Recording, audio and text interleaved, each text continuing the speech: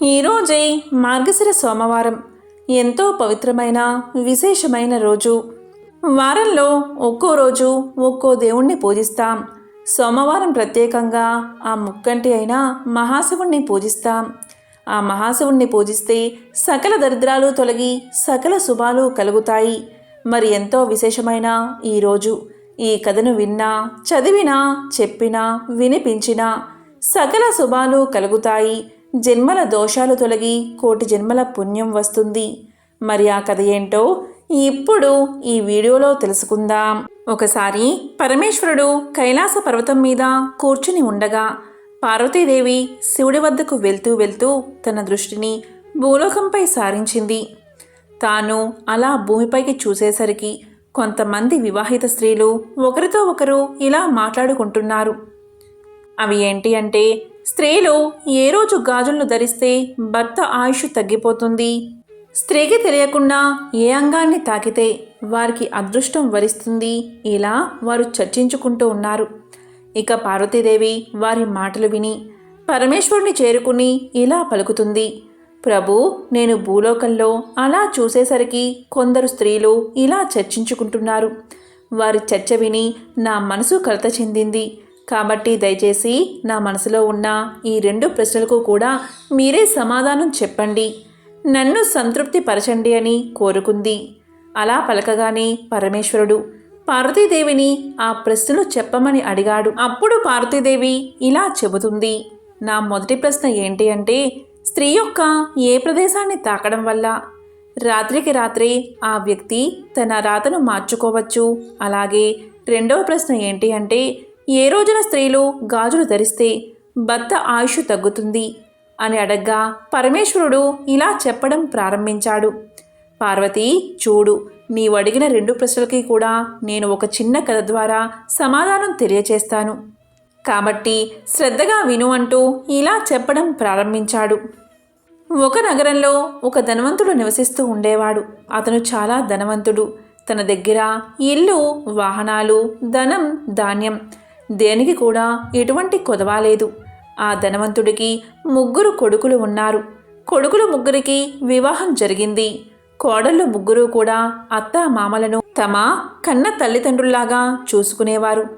భర్తలను ఎంతో ప్రేమతో అన్యోన్యంగా చూసుకునేవారు. వారికి సేవలు చేస్తూ ఉండేవారు. అందువల్ల ఆ ఇల్లంతా కూడా చాలా సంతోషకరమైన వాతావరణంలో ఉండేది. కానీ ఆ ధనవంతుడు పెద్ద కుమారుడు మాత్రం దుష్ట స్వభావం కలిగినవాడు. అతను ఎప్పుడూ కూడా తల్లిదండ్రులతో గొడవ పడుతూనే ఉండేవాడు. అందువల్ల ఆ ధనవంతుడు తన ఆస్తిని తన పెద్ద కొడుక్కి మాత్రం ఇవ్వలేదు. మిగిలిన 2కి 3 కోడళ్లకు తన ఆస్తిని సమానంగా పంచిపెట్టాడు. కానీ ఆ ధనవంతుడు మాత్రం ఎప్పుడూ కూడా తనకు కూతురు లేదు అని బాధపడుతూ ఉండేవాడు. ఆ ధనవంతుడు ఎప్పుడు గుడికి వెళ్ళినా కూడా, నాకు కూతురు ఉంటే బాగుండు, నాకు అన్నీ ఇచ్చావు, కానీ కూతుర్ని మాత్రం ప్రసాదించలేదు అని దేవుడికి మొరపెట్టుకునేవాడు. నాకే గనుక ఒక కూతురు ఉంటే నా మనసులో ఉన్నదంతా నా కూతురుతో చెప్పుకునేవాడిని, ఆమెను ప్రేమగా చూసుకునేవాడిని అని ఎప్పుడూ కూడా భగవంతుడి దగ్గర చెప్పుకుని బాధపడేవాడు. ఒకసారి అతడు రాధాదేవి గుడి దర్శనానికి వెళ్ళాడు. ఆ ఇంటికి సమీపంలో ఉన్న రాధాదేవి గుడి దర్శనానికి ప్రతిరోజు కూడా వెళ్తూ ఉండేవాడు ధనవంతుడు. ఒకసారి అలా వెళ్ళినప్పుడు ఒక సాధువు అక్కడికి వచ్చాడు. అప్పుడు ఆ సాధువు ధనవంతుడిని చూసి ఇలా పలుకుతాడు. చూడు నాయనా, నీ ముఖంలో ఎందుకు విచారం కనిపిస్తుంది అని అడుగుతాడు. అప్పుడు ధనవంతుడు ఇలా సమాధానం చెప్తాడు. స్వామి, నాకు జీవితంలో దేనికి ఎటువంటి లోటు లేదు, కానీ నాకు కూతురు లేదు, అందుకే నా విచారం అని చెప్పగా సాధువు ఇలా పలికాడు. నీవు జీవితంలో ఏదైతే లేదు అనుకుంటున్నావో ఆ స్థానంలో నీవు భగవంతుడిని ఊహించుకో. ఆ స్థానంలో భగవంతుడిని ఉంచి చూడు. అప్పుడు నీ జీవితం ఎంత సుఖమయం అవుతుందో, నీ మనసు ఎంత తేలిక అవుతుందో నీవే చూడు అని చెప్పాడు. అప్పుడు ఆ ధనవంతుడు ఇలా పలుకుతాడు. స్వామి, మరి దానికోసం నేనేం చెయ్యాలి అని అడుగుతాడు. అప్పుడు ఆ సాధువు ఇలా పలుకుతాడు. నీవు నీ కూతురు స్థానంలో ఆ రాధాదేవిని అంగీకరించు. అని పలకగా ధనవంతుడికి సాధువు చెప్పిన మాటలు నచ్చుతాయి. అప్పుడు ఆ ధనవంతుడు ఆ రోజు నుంచి రాధాదేవిని తన కూతురిగా చేసుకున్నాడు. రాధాదేవి యొక్క చిత్రపటాన్ని తన గదిలోనే పెట్టుకున్నాడు. ఆ రోజు నుంచి ఆ ధనవంతుడి జీవితం పూర్తిగా మారిపోయింది. నిద్ర లేచినప్పటి నుంచి కూడా అతను రాధను తన కుమార్తెగా భావించి ఆమెతో మాట్లాడడం ప్రారంభించాడు. అంతేకాదు ఆ ధనవంతుడు తన కుమార్తెగా భావించి ప్రతి విషయాన్ని కూడా రాధాదేవికి చెప్పుకునేవాడు. అతను ప్రతిరోజు దుకాణానికి వెళ్లే ముందు రాధకు ప్రసాదాన్ని అందించి సాయంత్రం తిరిగి రాగానే రాధకు పాదాభివందనాలు చేసి ఆమెతో మాట్లాడి ప్రసాదాన్ని అందించిన తర్వాతే తాను భోంచేసి నిద్రపోయేవాడు. ఇలా అతను ఉన్నప్పటి నుంచి ఆ ధనవంతుడు ఎంతో ఉల్లాసంగా ఆనందంగా ఉంటూ ఉండేవాడు. ఎవరైనా అతన్ని నీకెంతమంది పిల్లలు అని అడిగితే నాకు 3 కొడుకులు 3 కోడళ్ళు 1 కూతురు అని చెప్పుకునేవాడు. ఒకరోజు ఆ ధనవంతుడి ఇంటికి గాజులు వేయడానికి గాజులు వేసే ఆమె వచ్చింది. కానీ ఆ రోజు మంచి రోజు కాదు. అది అశుభం అని భావించిన రాధాదేవి తన మాయతో గాజులను నల్లగా మార్చేసింది. నల్లగా మార్చేసరికి ఆ గాజులు ధనవంతుడి యొక్క కోడళ్లకు నచ్చలేదు. దానివల్ల వారు గాజులు వేయించుకోలేదు. దాంతో గాజులు వేసే ఆమె తిరిగి వెళ్ళిపోయింది. 2 రోజుల తర్వాత అదే గాజులు అందంగా కనిపించాయి. అలా గాజులు వేసే ఆమె 2 రోజుల తర్వాత గాజులను మళ్ళీ తీసుకువచ్చింది. దీంతో 3 కోడళ్ళు కూడా గాజులు వేయించుకున్నారు. తరువాత రాధాదేవి కూడా ఆమెతో గాజులు వేయించుకుంది. గాజులు వేసే ఆవిడ రాధ రూపాన్ని చూడగానే మనసులో ఇలా అనుకుంది, ఈమె ఎవరు, ఎంత అందంగా ఉందో, ఎవరైనా ఇతని ఇంటికి అతిథులై వచ్చారేమో అని మనసులో అనుకుంది. ఎందుకంటే తాను ఎప్పుడు ఇంటికి వచ్చినా కూడా ధనవంతుడి 3 కోడళ్ళు మాత్రమే కనిపించేవారు. వారు మాత్రమే గాజులు వేయించుకునేవారు. అయితే ఈరోజు 4వ వ్యక్తిని చూసింది. అతిథి అయి ఉండవచ్చు అనుకుంది. గాజులు వేసే అమ్మాయి గాజులన్నీ వేసిన తర్వాత యథావిధిగా డబ్బులు తీసుకోవడానికి ధనవంతుడి యొక్క దుకాణానికి చేరుకుంది. అప్పుడు ధనవంతుడు గాజులు వేసే ఆమెను చూడగానే ఎప్పటిలాగే 3 కోడళ్లకు గాజులు వేసినందుకు డబ్బులు ఇచ్చేశాడు. మీరు 3కి వేసినందుకు మాత్రమే డబ్బులు ఇచ్చారు, కానీ నేను 4కి గాజులు వేశాను అని చెప్పింది ఆమె. దానికి ధనవంతుడు ఇలా పలికాడు, నా ఇంట్లో 3 కోడళ్ళు మాత్రమే ఉన్నారు, 4వ వ్యక్తి ఎవరూ లేరు. నీవు ఎవరికి గాజులు వేశావు అని పలుకుతాడు. దానికి ఆమె నేను 4కి గాజులు వేశాను అని చెప్పింది. ఆ మాటలు విన్న ధనవంతుడు ఇలా పలుకుతాడు, సరే, నీవు 3కి గాజులు వేసినందుకు డబ్బులు తీసుకుని వెళ్ళు. నేను ఇంటికి వెళ్ళి ఆ 4వ వ్యక్తి ఎవరో కనుక్కుని తరువాత నేను నీకు ఆ గాజులకు డబ్బులు ఇస్తాను అని చెప్పగా ఆమె ఇంటికి వెళ్ళిపోతుంది. సాయంత్రం ధనవంతుడు ఇక దుకాణాన్ని మూసేసి ఇంటికి వెళ్ళి గాజులు వేసే ఆమె గురించి అడిగాడు. అప్పుడు కోడళ్ళు మేము 3 మాత్రమే గాజులు వేయించుకున్నాము అని సమాధానం చెప్పారు. ధనవంతుడికి ఏమీ అర్థం కాక చాలాసేపు ఆలోచించాడు. 4వ వారు ఎవరూ కనిపించలేదు. కానీ అక్కడ గాజులు వేసే ఆమె ఈ విషయాన్ని అంగీకరించడానికి సిద్ధంగా లేదు కదా. 4కి గాజులు వేశానని చాలా ఖచ్చితంగా చెప్తుంది అని అనుకుంటూ ఆలోచిస్తూ చాలాసేపు ఆలోచించి కొంతసేపు తర్వాత ధనవంతుడు ఈ విషయం మర్చిపోయి తన పనిలో తాను నిమగ్నమైపోయాడు. ప్రతిరోజులాగే రాధకు ప్రసాదాన్ని పెట్టి తర్వాత తాను భోంచేసి నిద్రపోయాడు. ఇలా ధనవంతుడు నిద్రలోకి జారుకోగానే రాధాదేవి అతని కల్లో కనిపించింది. రాధను చూడగానే ధనవంతుడి కళ్ళల్లో నీళ్లు తిరిగాయి. అప్పుడు రాధవైపు చూసి ఎందుకు విచారంగా ఉన్నావు అని అడిగాడు. అప్పుడు రాధాదేవి ఇలా చెప్తుంది, నాన్నగారు, ఈరోజు నేను చాలా బాధగా ఉన్నాను. ఇది మా నాన్నగారి ఇల్లు అని తెలిసి నేను గాజులు వేయించుకున్నాను. కానీ నానా, నీవు నా గాజులకు వెలకట్టలేదు. నీవు నన్ను నీ కూతురుగా చేసుకున్నావు, కానీ నన్ను నీవు గుర్తుపట్టలేదు. నీవు నన్ను మర్చిపోయావు, అందుకే నేను బాధగా ఉన్నాను అని చెప్తుంది. అది విన్న వెంటనే ధనవంతుడు ఆ కల్లోనే ఏడ్చేశాడు. అమ్మా, దయచేసి నన్ను క్షమించు, నేను పెద్ద తప్పు చేశాను అని నిద్ర నుంచి మేల్కొన్నాడు. అతని కళ్ళ నుంచి నీళ్లు కారుతూనే ఉన్నాయి. వెంటనే పెట్టెల నుంచి డబ్బులు తీశాడు. గాజులు వేసే ఆమె ఇంటికి వెళ్ళి వాళ్ళ తలుపులు తట్టాడు. గాజులు వేసే ఆమె తలుపులు తీసి ధనవంతుణ్ణి ఇంట్లోకి రమ్మని పిలిచింది. ఇంట్లోకి వెళ్ళగానే ధనవంతుడు జరిగిందంతా ఆ గాజులు వేసే ఆమెకు చెప్పాడు. నీ అంత అదృష్టవంతురాలు ఈ ప్రపంచంలో ఎవరూ ఉండరు. రాధాదేవిని నా కూతురిగా చేసుకున్నాను, కానీ నేను నా కళ్ళతో ఆమెను ఎప్పుడూ చూడలేదు. కానీ ఈరోజు నీవు రాధాదేవి చేతులకు గాజులు వేశావు. నీవు ఎంత అదృష్టవంతురాలివి. నా కుమార్తె ధరించిన గాజులకు మూల్యాన్ని చెల్లించడానికే ఇక్కడికి వచ్చాను. స్వయంగా గాజులు వేసే అదృష్టం నీకు కలిగింది అని పలకగానే గాజులు వేసే ఆమె, నేను రాధాదేవికి వేసిన గాజుల కోసం డబ్బులు ఎలా తీసుకుంటాను? ఇలాంటి అదృష్టం ఎవరికీ లభించదు. నాకు లభించింది కాబట్టి నా చేతులతో గాజులు వేశాను కాబట్టి నేను డబ్బు తీసుకోను అని చెప్పింది. అప్పుడు ఆ ధనవంతుడు ఒప్పుకోకుండా ఆ డబ్బుల సంచిని ఆమె ఇంట్లోనే వదిలేసి ఇంటికి చేరుకున్నాడు. అక్కడి నుంచి రాగానే రాధాదేవి గుడికి చేరుకున్నాడు.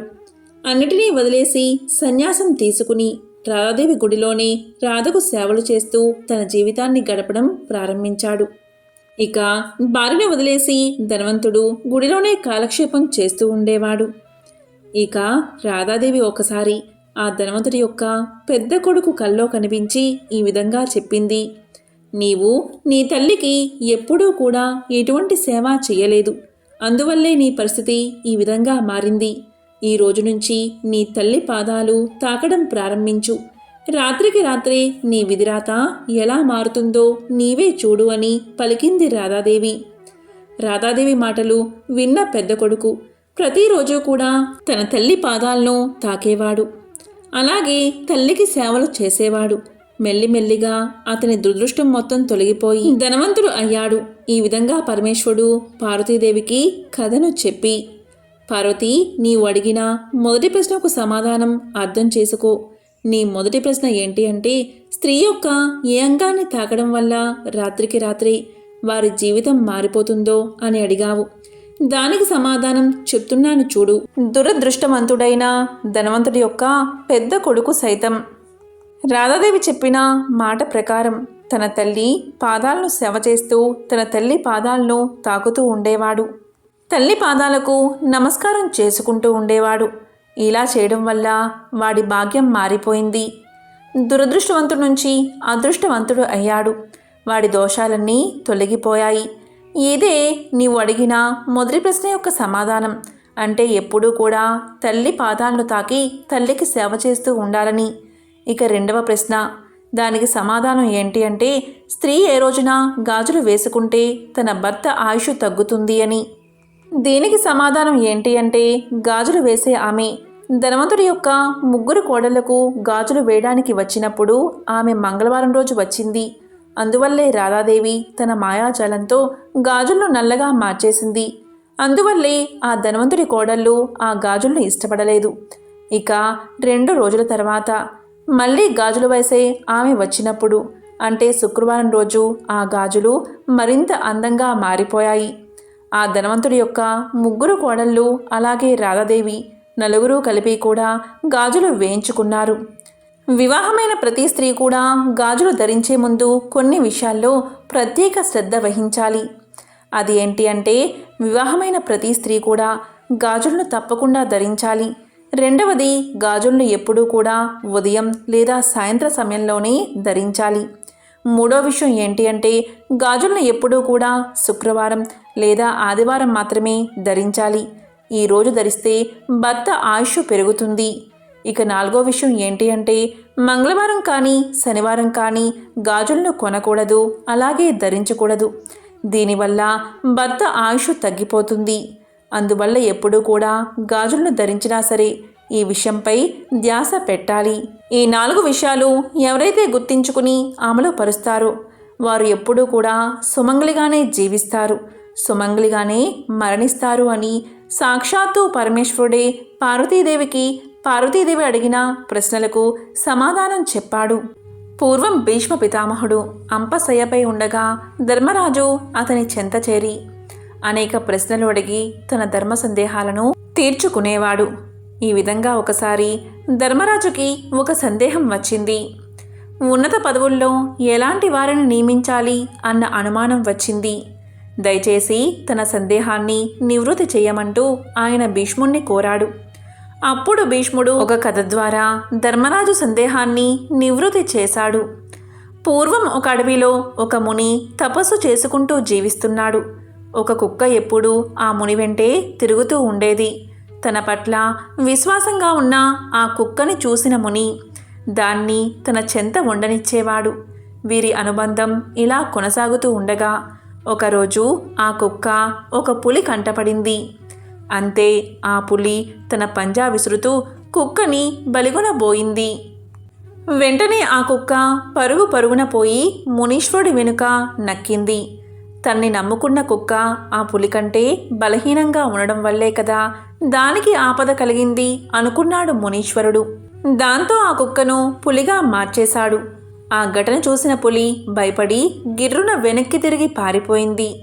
కానీ పులిగా మారిన కుక్క జీవితం అక్కడి నుంచి సురక్షితంగా ఉందని చెప్పుకోవడానికి లేదు. ఎందుకంటే మరొకసారి దాని మీదకి ఒక ఏనుగు దూసుకొచ్చింది. యథాప్రకారం పులి రూపంలో ఉన్న కుక్కను ఏనుగులా మార్చేశాడు ఆ మునివర్యుడు. ఇలా ఏ జంతువు దాడి చేసినా తన దగ్గర ఉన్న కుక్కను అంతకంటే బలమైన జంతువుగా మార్చసాగాడు ముని. అలా బెబ్బుల్లా మారిన కుక్క ఒకరోజు బోర విరుచుకుని అడవిలో తిరగసాగింది. ఇక తన మీద దాడి చేసేంతటి శక్తి మరో జంతువుకి లేదన్న నమ్మకంతో నిర్భయంగా సంచరించసాగింది.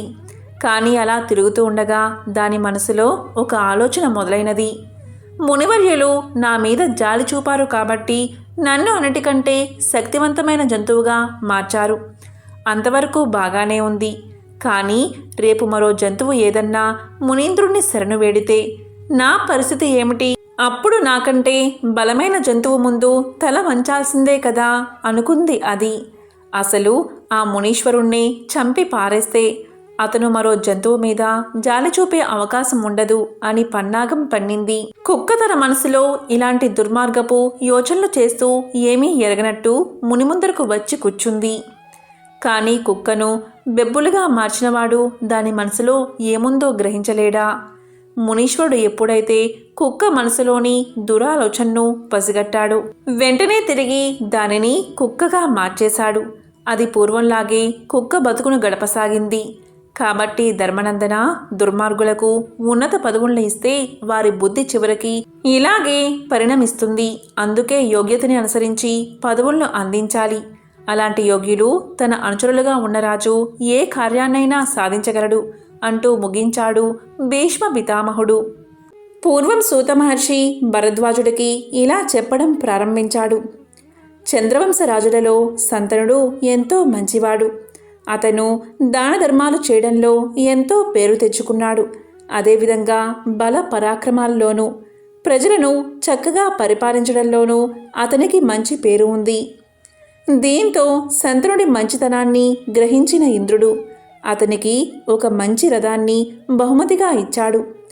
దానికి శంతనుడు ఎంతగానో సంతోషించి ఒక మంచి రోజు చూసుకుని ఆ రథాన్ని నడపాలని నిర్ణయించుకుని దాన్ని భద్రంగా రథశాలలో ఉంచాడు.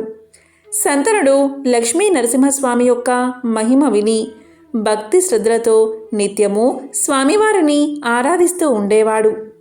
ఒకనాటి ఉదయం ముహూర్తం బాగుందని తెలుసుకుని ఇంద్రుడు ఇచ్చిన దివ్య రథాన్ని ఎక్కాలని కుతూహలంతో త్వరగా స్వామివారికి పూజ చేసి బయటకు వచ్చాడు శంతనుడు.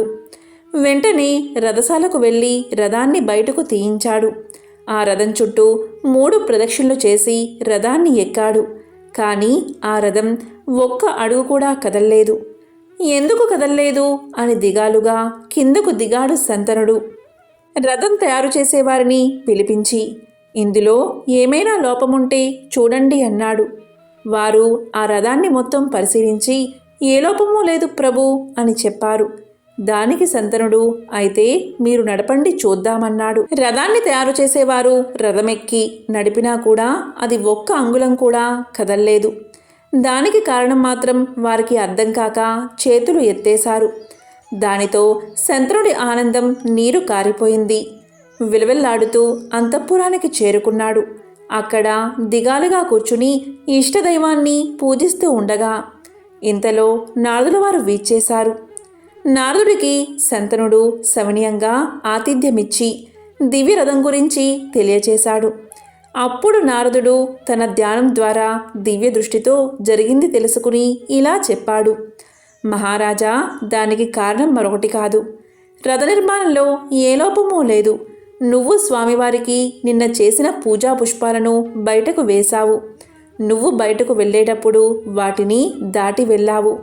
నిర్మాల్యాన్ని అంటే పూజించిన పుష్పాలను ఎవరి కాళ్ళకు తగలని విధంగా ఒక మూలన వెయ్యాలి. వాటిని దాటడం వల్ల వచ్చిన దోషమే నీ రథం యొక్క గమనాన్ని ఆపింది. అంతేకాని మరొకటేదీ లేదు. నీకు రథమిచ్చిన ఇంద్రుడికి కొడుకు కూడా ఇలాంటి ఆటంకమే కలిగింది. దాని గురించి చెప్తా విను అని ఇలా చెప్పడం ప్రారంభించాడు నారదుడు. అంతర్వేది అనే పట్టణంలో రవి అని ఒక మాలకారుడు ఉండేవాడు. పువ్వుల దండలను రమ్యంగా అల్లి మొదట అల్లిన 3 దండలు ముచ్చటగా లక్ష్మీ నరసింహస్వామికి సమర్పించేవాడు. ఆ పూలమాలలు అల్లడంలో అతని భార్య కూడా నిపుణురాలు. ఇద్దరూ కూడా ఎంతో శ్రద్ధగా పూలమాలలు కట్టేవారు. స్వామివారికి సమర్పించగా మిగిలినవి పురోహితుడికి, దేవపూజలు చేసేవారికి మరికొన్నిటిని బయట అమ్మి అమ్మగా వచ్చిన ధనాన్ని కుటుంబ పోషణకు వాడుకునేవారు. మరి రోజు పువ్వుల దండలు అల్లాలంటే చాలా పువ్వులు అవసరమవుతాయి కదా. అందుకే తన సొంత నేలలో అన్ని రకాల పువ్వుల చెట్లు వేసి చుట్టూ ఎత్తుగా కంచె వేశాడు. దానికి ఇంట్లో నుండి మాత్రమే వెళ్ళడానికి ద్వారాన్ని ఉంచాడు. ఎవరూ వెళ్లకుండా జాగ్రత్త చేసుకున్నాడు. ఆ విధంగా తన సొంత నేలలో మల్లె, జాజి, పొన్న, చామంతి, సంపెంగ, సన్నజాజి ఇలా రకరకాల పువ్వులను తన తోటలో వేశాడు. ఆ పూలలో సూర్యోదయం సమయంలో కొన్ని పూలు పోస్తే సూర్యుడు అస్తమించాక కొన్ని పుష్పాలు వికసించేవి. ఆ పూల మొక్కలకి ఎప్పటికప్పుడు నీరు పెడుతూ చెట్లు బాగా పూలు పూసేలా శ్రద్ధ చేసుకునేవాడు. ఇలా ఉండగా ఒకరోజు వేకువజామునే లేచి స్నానాదులు ముగించుకుని పూల బుట్టలు తీసుకుని తోటలోకి వెళ్ళాడు రవి. తీరా అక్కడికి వెళ్ళి చూస్తే అతను ఎంతో ఆశ్చర్యపోయాడు. తోటలో ఒక్క పువ్వు కూడా పూయలేదు. నిన్న రాత్రి అన్ని మొగ్గలు ఉన్నా ఉదయానికి ఒక్క పువ్వు కూడా లేకపోవడం చూసి జరిగింది భార్యకు చెప్పాడు. తోటలోకి వెళ్ళడానికి ఒక్క ద్వారం మాత్రమే ఉంది. ఆ ద్వారం గుండా నాకు తెలియకుండా రావడం అసాధ్యమని, ఈ పువ్వులన్నిటినీ ఎవరో కోసారు అని భార్యతో సంభాషించి బాగా తెల్లవారాక అక్కడ ఇక్కడ ఉన్న గుప్పెడు పువ్వులు తెచ్చి ఇంట్లో ఉన్న నరసింహస్వామి వారి విగ్రహాన్ని పూజించి ఆ పుష్పాలు ఎవరు కోసారో మీరే సెలవివ్వాలి స్వామి అని నమస్కారం చేసుకుని నిద్రపోయాడు రవి. అతనికి గాఢ నిద్ర పట్టింది. కలలో స్వామి కనిపించి, రవి, విచారించకు. ఈరోజు నన్ను పూజించిన పువ్వులను అంటే నిర్మాల్యాన్ని తీసుకుని తోటకు అవతల వైపు వేసిరా. అప్పుడు పువ్వుల కోసం వచ్చిన ఇంద్రుడి కొడుకు యొక్క దొంగతనం బయట పడుతుందని చెప్పాడు. అప్పుడు రవి లేచి దైవానికి నమస్కారం చేసుకుని జరిగింది భార్యకు చెప్పాడు. వెంటనే అతను పూజా గృహంలోకి వెళ్ళి నిర్మాల్యం అంటే పూజించిన పుష్పాలను తోట గోడ పక్కన చల్లివచ్చాడు. అంతలో దివ్యరథం గంటల చప్పుడుతో వచ్చింది. అందులో నుంచి ఇంద్రుడి కొడుకు దిగి తోటలోకి వెళ్ళి పువ్వులు కోసుకుని రథం దగ్గరకు వచ్చాడు. తీరా రథం ఎక్కబోగా రథాన్ని ఎక్కలేకపోయాడు. ఏమిటి ఈ వింత అని అడిగాడు రథసారథుడిని. గోడ పక్కన స్వామిని పూజించి పడేసిన పువ్వులు ఉండడం రథసారథి గమనించాడు. అప్పుడు ఇంద్రుడి కొడుకుతో ఇలా పలికాడు. అక్కడ స్వామిని పూజించిన పువ్వులు గోడ పక్కనే పడి ఉన్నాయి. వాటిని నువ్వు గ్రహించగా వాటిని దాటి ఇలా వచ్చావు. నిర్మాల్యాన్ని దాటినందువల్ల ఇది జరిగింది. ఈ దోషం పోవాలంటే నువ్వు తిన్నగా కురుక్షేత్రానికి చేరుకో. అక్కడ మునులు యజ్ఞం చేస్తూ ఉంటారు. చూడ్డానికి ఆ యజ్ఞాన్ని చూడ్డానికి చాలామంది జనం వస్తూ పోతూ ఉంటారు. ఆ జనం అక్కడ భోజనం చేసి తినగా వదిలేసిన ఎంగిలాకులు తీసి అవతల పారేస్తూ ఆ ప్రదేశాన్ని నీటితో శుద్ధి చేస్తూ ఉండు. ఇలా 15 సంవత్సరాలు చేస్తే నిర్మాల్యాన్ని దాటినందువల్ల కలిగిన పాపం పోతుంది అని చెప్పి రథసారథి అప్సరసలను రథంపై ఎక్కించుకుని స్వర్గానికి వెళ్ళిపోయాడు. అంతటా ఇంద్రుడి కొడుకు కురుక్షేత్రానికి వెళ్ళి సామాన్య మానవుడిగా వెళ్ళి 15 సంవత్సరాలు ఆ విధంగా ఎంగిల ఆకులు తీసి కాలక్షేపం చేస్తూ ఉన్నాడు. తరువాత పాప విముక్తుడై తిరిగి మళ్ళీ అమరావతి స్వర్గానికి చేరుకున్నాడు. కాబట్టి ఓ మహారాజా, నిర్మాల్యాన్ని అంటే దేవతలకు పూజించిన పూలను మనం ఎప్పుడూ కూడా దాటకూడదు. వాటిని ఎవరూ నడవని ప్రదేశంలో వెయ్యాలి. కాబట్టి నువ్వు కూడా కురుక్షేత్రానికి వెళ్ళి అక్కడ యాత్రికులు భుజించి లేవగానే ఆ ఎంగిలి విస్తర్లు తీసి ఆ ప్రదేశాన్ని శుభ్రం చేస్తూ ఉండు. ఇలా 15 సంవత్సరాలు చేస్తే నిర్మాల్యాన్ని దాటిన దోషం తొలగిపోతుంది. ఈ విధంగా పాపం తొలగిపోయిన తర్వాత ఈ దివ్య రథమెక్కి రాజ్యాన్ని పరిపాలించు అన్నాడు నారదుడు. అంతటా నారద మహర్షి చెప్పినట్లు చేసి పాపాన్ని పోగొట్టుకుని దివ్య రథాన్ని ఎక్కి హాయిగా రాజ్యాన్ని పరిపాలించాడు శంతన మహారాజు. కాబట్టి నిర్మాల్య దోషం ఇలా ఉంటుంది అని సూత మహాముని భరద్వాజుడికి తెలియచేశాడు. ఎంతో పవిత్రమైన విశేషమైన ఈ కథను ఈరోజు విన్నా, చదివినా, చెప్పినా, వినిపించినా సకల శుభాలు కలుగుతాయి. జన్మల దోషాలు తొలగి కోటి జన్మల పుణ్యం వస్తుంది. ఓం నమః శివాయ.